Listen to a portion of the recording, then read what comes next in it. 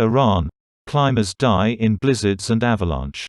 The Alborz mountain range stretches from the border of Azerbaijan along the coast of the Caspian Sea.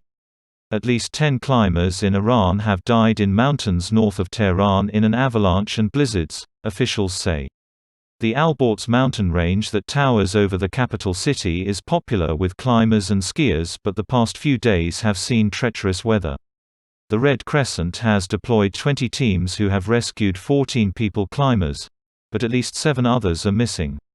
The search operation had to be halted at nightfall, and is now expected to resume on Sunday morning.